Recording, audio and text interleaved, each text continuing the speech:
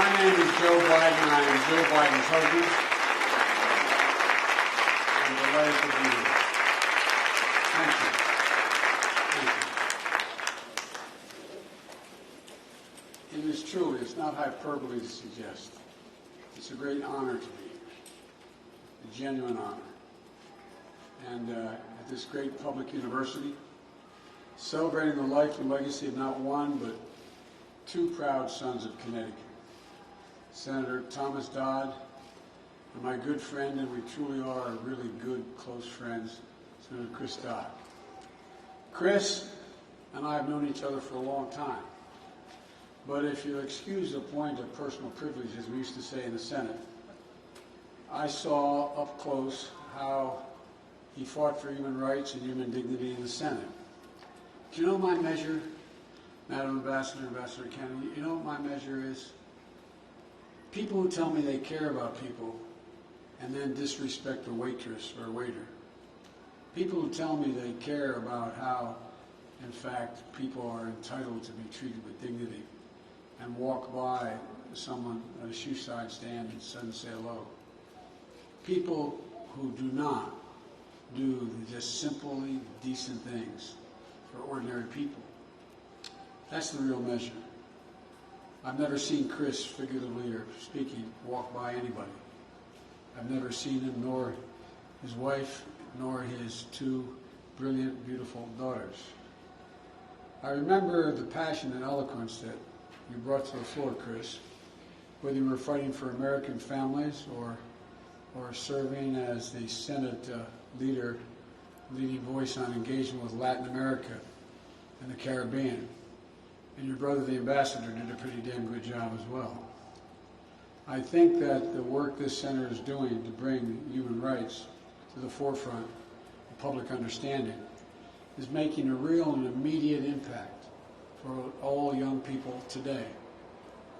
Well, you know, I think it's going to rate high among your family's many great and lasting contributions to the country, Chris. And I know this is truly a family commitment for the Dodds. So thank you for inviting me to be part of this. I think I really mean it. It's an honor to be able to be here. Of course, I owe Chris. I remember when, as he pointed out, we were both running for president back in 2007 with almost no cash in either of our campaigns. You let me hop a ride with you in a twin-engine prop plane, true story, from our Senate vote in D.C. to a Democratic debate in New Hampshire. We were on our way to the debate one other time, but the whole way up, we just laughed and told stories before we were debating one another. And then the next day, to get back to the Senate to vote, we had to flag down a young, remember this? Flag down a young senator named Barack Obama to get to even open the airport. God's truth. Remember that, Chris? Here, he'd just been there 2 years. He was on my Foreign Relations Committee. I was chairman. I said, can you get the airport open for us? I used to kid Barack. I couldn't understand why he so soundly defeated me in that primary. And then I realized when he'd be introduced by the voice of God. I get introduced by Johnny Scanafrani. So it took a while for me to figure all this out. Luckily, Chris, I got to travel on a much nicer plane these days. And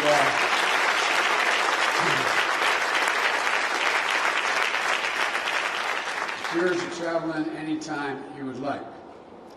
I want to thank a few more proud Connecticut leaders who've been spending time with me today. Governor Lamont, you're one of the finest governors in the country. I'm not being solicitous. That's a fact.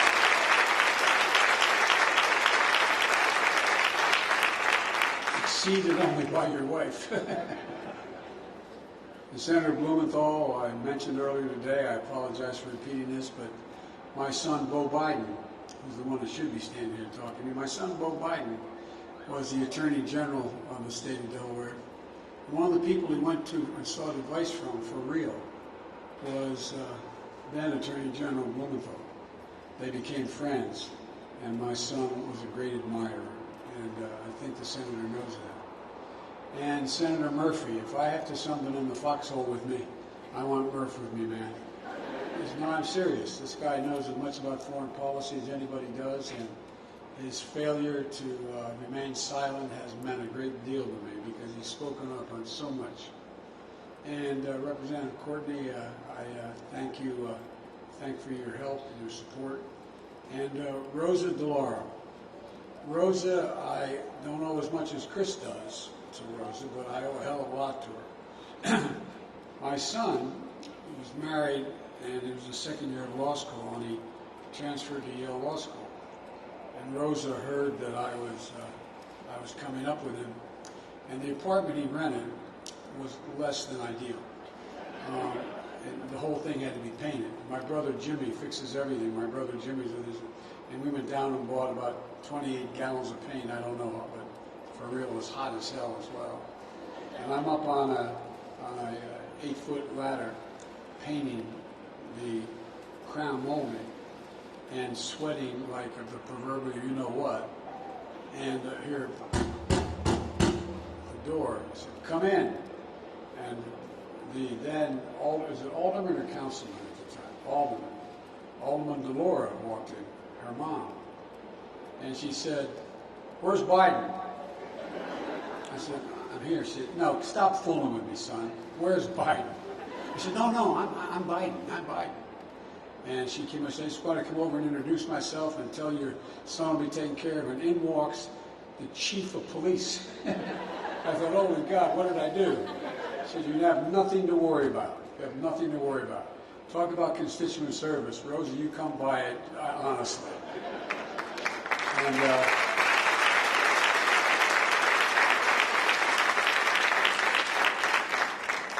And Rosa, we've all, and I'm not being solicitous again, we're using that word twice now, we've all learned a great deal from you. I want to thank you for your long-standing dedication to relating to the well-being of children and families, and for championing and expanding the child tax credit, which is a gigantic middle-class tax cut for working families that finally got passed in the American Rescue Plan, which we were able to get done immediately upon being elected. And Rosa will not tell you, but she's the first person I called to ask for her help as to how I should do this. And that put money in the pockets of families all across this country, even as we speak. It's how we're going to cut child poverty in this country. And we've already cut it nearly in half. And none of us should lose sight of what it meant to American families when we think about our mission to defend human rights and dignity at home and around the world.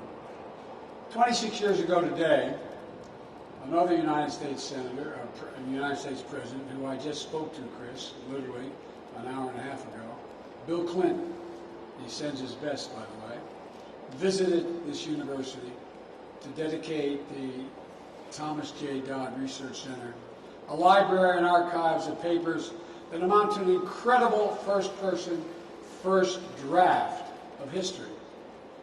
And let me say, they're all thinking about President Clinton today as he's sending his wishes a speedy recovery. He's always been a comeback kid. He's getting out of the hospital. Everything's going well. But he wanted to send his best. As a young lawyer, Tom Dodd had already built a record of fighting hatred by prosecuting the KKK in the South. But when in 1945 he left behind his beloved Grace and his 5 young children, a young Christopher, just 14 months old at the time, to travel to the bombed-out cities of Europe to document the shocking atrocities still fresh in their horror, to question and cross-examine some of history's most notorious villains. That's not hyperbole. Some of history's most notorious villains. And to expose beyond question the depravity and the crimes against humanity that the Nazi regime committed. Tom Dodd dedicated his intellect and his moral passion and his resolute sense of right and wrong to making the Nuremberg war crimes trial a testament to justice. And that's what it was, a testament to justice. Nothing like it ever happened before. And all the while, He was writing letters to His Grace, lamenting their separation, but recognizing the momentous weight of history that rested on his shoulders. And Chris, I came up with the same sentence from your book. Someday, he wrote, will be recognized as a great landmark in the struggle of mankind for peace. Never before has such a record been written, and men will read it for 1,000 years in amazement and wonder how it ever happened. When President Clinton spoke at this first dedication, he ended on a poignant reminder. He said, and I quote, "The road to tyranny, we must never forget, begins with the destruction of truth." The road to tyranny begins with the destruction of truth. In my view, that was the lesson at the heart of the Nuremberg trials. Finding truth, documenting it, so it could never be denied. In court, Tom Dodd built a case fact by fact, using the Nazis' own meticulous records of crimes and shocking human evidence to pin down Nazi leaders who tried to deny their complicity and feign ignorance. And even more important, it denied the entire German policy the ability to feign ignorance. To deal with the past, you must face the truth. Whether it's Dachau, Buchenwald, Auschwitz, or other camps, millions of Jews rounded up, along with members of other minority groups, thrown into camps, abused, used as forced labor, medical experimentation. 6 million Jews murdered, including so many who met their ultimate fate in the gas chamber. He made sure no one could deny their own eyes and what they saw. He preserved the truth, ugly and as traumatic as it was, for all of history, so that the horrors of the Holocaust could never be diminished or denied, an evil that we still have to guard against to this day has to be watched. Chris, as you heard me say many times before, because you got to meet my dad. My dad was a well-read, high school educated fellow whose greatest regret was he never went to college. But he cared deeply about human dignity. Our dinner table, my dad was what many would call a righteous Christian. He happened to be a Catholic. He was a righteous Christian. And growing up, my dad would come home for dinner before we went back to close the business he managed. And the dinner table was the place we sat down to have conversation and incidentally eat. I'm serious. My dad used to talk about, as a student of the Holocaust, what a tragedy it was that we didn't bomb the railroad tracks toward the end of the war. How wrong it was that we turned away to St. Louis, a ship full of Jewish refugees from Europe. He believed passionately the only way we could make real the promise of never again was to keep reminding ourselves of what had happened and how so many people otherwise thought themselves decent people rationalized that it really wasn't happening. We didn't know what was going on. Because they weren't turning on the gas valve, they had no responsibility. That's why, we'll again excuse the point of personal privilege, when each of my children, and now my grandchildren, turn the age of 15, the first thing I've done, my word is abiding, is put them on an aircraft and fly to Dachau, one at a time, at age 15. Work sets you free as you go through the entrance. But that's not what I wanted them to see. I wanted them to see the lovely homes that were right up against the fence line. with their beautiful roofs. People living in there rationalized that it's not me. I'm not doing this. And I don't know really what's going on in there. I wanted them to see the ability of the human mind to rationalize cannot be underestimated. I would say parenthetically, the reason why Germany has been able to turn it around unlike other countries is because they faced it head on, acknowledged. So let me say it again. Nuremberg was unlike anything that ever came before. It was not about vengeance. It was about accountability. For only acknowledging the truth can we prevent the repetition of atrocities which are happening now in other parts of the world. It elevated our conception, as Chris said, of the rule of law. It set a marker for the future of justice, uplifted the importance of human rights in international affairs. We see it in the Nuremberg tribunals, the blueprint we see in those tribunals, the blueprint for future United Nations tribunals that would help deliver justice after atrocities committed in Rwanda and former Yugoslavia. We see it in the values championed at Nuremberg,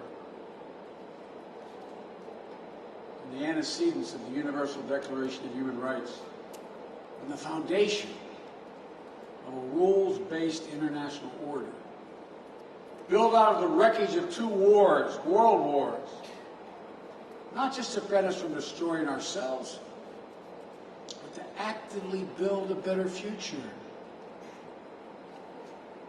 We see in the passion of a young prosecutor the commitment to prioritizing the human impacts of policies.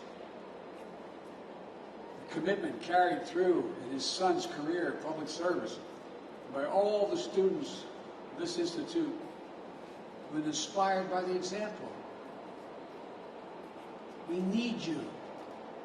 We need you badly. And as we look around the world today, we see human rights and democratic principles increasingly under assault. We feel the same charge of history upon our own shoulders to act.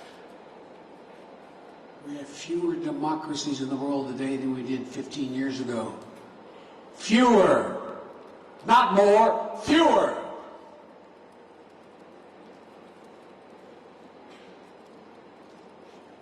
Cannot be sustained. That's why from day one of my administration, I've taken concrete steps to put human rights back at the center of our foreign policy and reassert our moral leadership on the global stage. To lead, as Chris has so often heard me say, with the power of our example, not the example of our power. Chris and I served in the Foreign Relations Committee. We excoriated abuses elsewhere in the world and called for action overseas. But human rights, in some ways, stood apart from the domestic struggle of civil rights and civil liberties and equal justice here at home. Today, we know that our efforts to defend human rights around the world are stronger because we recognize our own historic challenges as part of that same fight. Leading by example means taking action at home to renew and defend our own democracy, to advance equity and promote justice, to defend the sacred right to vote in free, fair, and secure elections. Leading by example means not pretending that our history has been perfect, but demonstrating how strong nations speak honestly about the past and uphold the truth and strive to improve. We make the best case for gender equality, racial justice and equity, religious freedom, the rights of the LGBTQ plus peoples, and other marginalized communities around the world by practicing what we preach.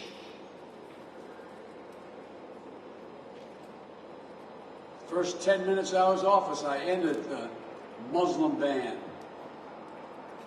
advancing racial equity through the federal government, overturning the ban on transgender individuals serving openly in the United States military, establishing the White House Gender Policy Council, demonstrating that our commitment to human rights begins at home, is among the most powerful and persuasive tools in our foreign policy kit.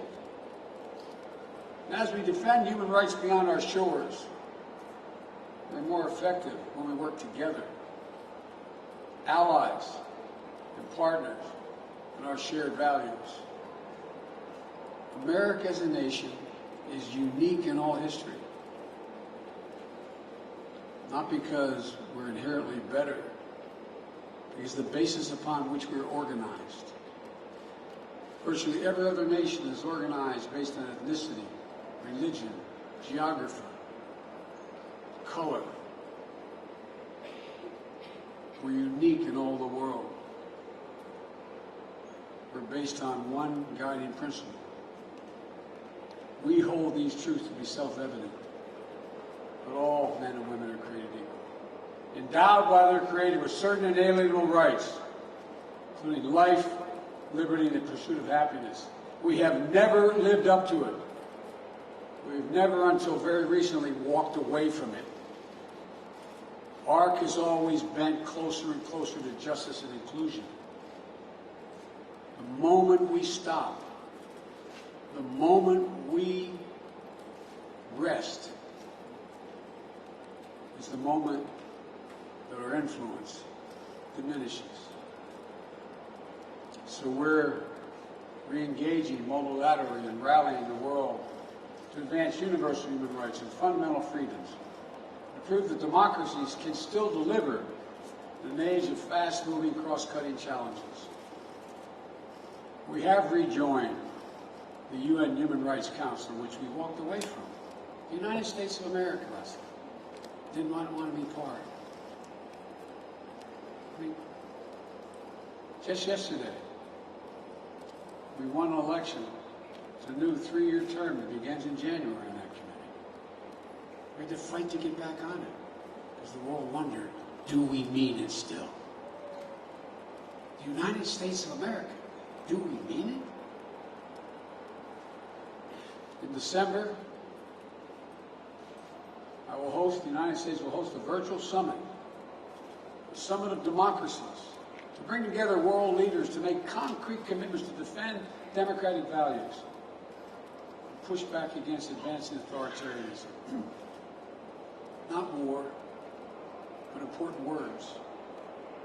We can't return to a world where might is right and strong nations abuse weak or oppress individual rights with impunity. Nuremberg forced us to look closely at the evil of humankind and what we're capable of perpetrating. To see mass atrocities, crimes against humanity, do not happen by accident. They don't happen by accident. The result of choices. Choices made by individual human beings and world leaders. And sadly, when we look around the world today, we cannot say that the specter of atrocity is behind us. We see today the patterns, the choices playing out around the world, even as we speak. The oppression and use of forced labor of the Uyghurs in Xinjiang. Treatment of the Rohingya by the military junta in Burma. The rampant abuses, including the use of starvation and sexual violence to terrorize to terrorize civilian populations in northern Ethiopia. Whenever we hear that kind of poisonous hatred, where we ever see our fellow human beings being dehumanized, doesn't mean we go to war, but we must speak out. Silence, as my dad would remind me, silence is complicity. Silence is complicity. That's what Nuremberg said. Your silence is complicity.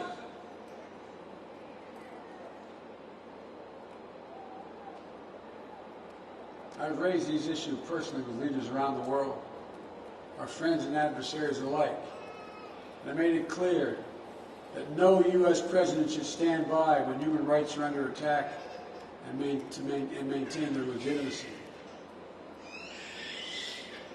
That's who we are as Americans. It's part of our DNA. We've fought, we've marched, we've sacrificed to ensure the rights are not reserved to just the wealthy or the powerful. They're God-given inheritance of every person on this planet by virtue of our shared humanity. As I said to a Supreme Court Justice who I disagreed with in the hearing, we have a different form. You think I have my rights because the Constitution granted to me. I possess my rights because I was born. And I gave up some of my rights in the Constitution.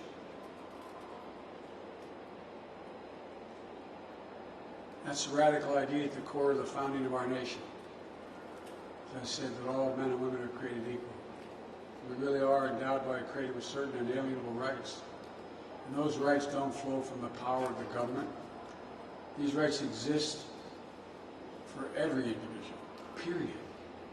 Period. And it's the job of government to protect them, to uphold them equally for all people. We've never, as I said, fully lived up to that animating American ideal, but we've never turned our backs on it. In all the years since our founding, that idea has been our nation's steady North Star, drawing us back on course. The constant struggle to live up to our highest domestic democratic principles, to self-correct, has made us a beacon of hope for the rest of the world. It's also made us strong, resilient, innovative, dynamic. As I said, and I'll repeat, I apologize, America is the only nation founded on an idea, the single most powerful idea in human history. It sparked our revolution, it helped ignite the wave of change around the world that successive generations have built on, expanding our understanding and extending protections to ever wider circle. We must never forget just how fragile the principle of universal human rights still is, how easily bruised, often sacrificed in human battles for power and personal enrichment. In an age of increasing misinformation and disinformation, we must not grow complacent in our defense of the democratic values that have been the firm foundation for an era of peace and prosperity unprecedented in human history. Attacks on truth are still the harbinger of tyranny. Nothing about our democracy is assured, as I'm sure you're all becoming to realize tonight. Nothing about our freedom is guaranteed. We have to work for it. In those letters from Tom Dodd to his dear wife Grace, reflecting his service at Nuremberg, he wrote, "Sometimes a man knows his duty so clearly, so surely, he cannot hesitate, and he dare not refuse it." Tom Dodd lived a life with a clarity of purpose. He brought it to his service as a U.S. Senator, leading the floor fights with the Kennedys on civil rights legislation in the 60s, advocating for gun safety in a state that was a major gun manufacturer, legislation that was ahead of its time, fighting always for human rights and democracy against the forces of oppression and injustice. He passed that passion on to his children, and to his son Chris. Chris carried forward his father's mantle in the United States Senate. He used it to fight for all American children and families, passing the first Child Care Act we've seen in this country since World War II, passing the Family and Medical Leave Act. Chris rallied against policies that militarize our relationships with Latin America and argued, instead recognize and invest in the people of our hemisphere. He spoke out when he saw the legacy of justice that his father had fought for in Nuremberg being wrapped in the excesses of a war on terror. And he helped to create this center, growing it over the years from an archival repository for the truth into a leading center for the study and promotion of human rights at home and abroad, into a widely respected academic institution, training the next generation of human rights defenders and passing the torch for those of you who will carry the fight on in the future and for the truth. So as we rededicate the Dodd Center for Human Rights to honor the legacies of both father and son, let's also dedicate it to the future generations, to the students here in the audience today who discover and defend human rights is the passion and purpose of our life. So let us be dedicated to expanding our shared understanding that we can never fully realize the freedom we wish for ourselves without also helping ensure that liberty and justice for everyone.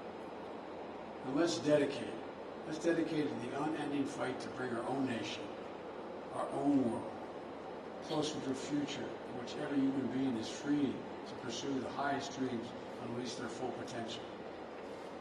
And for you students that are here, undergraduates at this great institution, there's no reason why you will not be doing what I'm doing as President of the United States, standing here, speaking to audiences now. I mean that from the bottom of my heart. I was taught, came from very modest means, no Horatio Alger story, but very modest means, that you can be anything you set your mind to if you work at it. So many of you in this audience, especially in the second tier there, are the people that my grandchildren would be looking to. There's not a single reason why, we can't do this.